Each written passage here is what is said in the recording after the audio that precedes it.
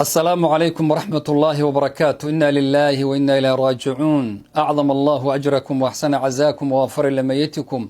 walaalayaal waxaan rabaa inaan mudda Soomaaliyeed guud ahaan uga tacsiino maanta qaraxi ka dhacay magaalada Kismaayo iyo dadkii badnaa ee ku dhintay rahimahumullahu rahmatan wasi'atan wa inna lillahi wa inna ilayhi raaji'uun.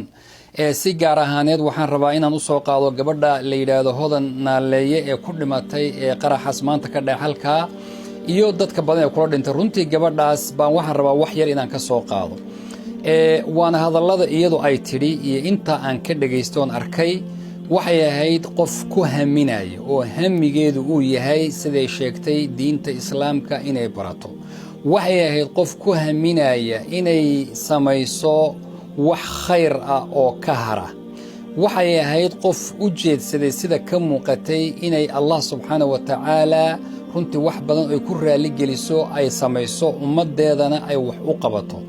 waxay soo gudbinaysay suurada dhabta ah iyo muuqaalka dhabta ee dadkeena Soomaaliyeed iyo wadankeeni haday isbitaal noqon lahayd haday noqon lahayd dadka rafaadsan ee baaba'san ayay soo gudbinaysay.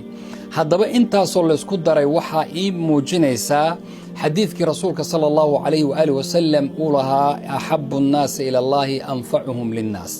alla dadka ugu jecel yahay dadka waa dadka anfaca oo wax u qabta weeye.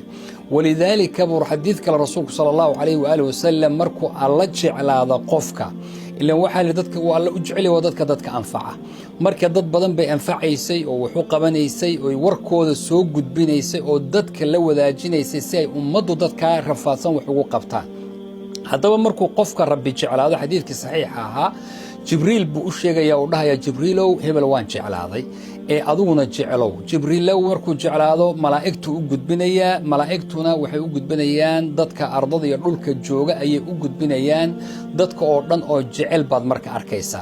haddaba waxaan rabaa inaan tusaale u soo qaato runtii gabadha maanta geerideedii meediyaha Soomaalida social media ka gees waa isqabsaday dadkuna thanaa'u naas calayha wax fiican bay runtii ku wada sheegayaan. haddaba waxa fiican ay ku sheegayaan waa shaahid iyo markhaati weeye waxa fiican ee dadka lagu sheegay antum shuhadaallahi fi ardi dadku waa shuhada iyo markhaati weeyaan. sidaas daraadeed waxaan rabnaa walaalayaal inaan runtii aan ugu duceyno qofka dhalinyarta gabar yar bay ahayd oo dhalinyara gabar waxay ahayd wadamada reer galbeedka Canada iyo North America ku barbaartay haddana maca daalika waxay dooratay inay dadkeedii la noolaato inay u tagto inay suuradooda dhabta soo gudbiso. marka waxaan rajaynaynaa inay ahayd wax fiican Ilaahay subhanahu wa ta'ala husnul khaatima inuu haleeshiyay meel fiican Ilaahay subhanahu wa ta'ala wadadeeda ay markii dambe ka dhigatay.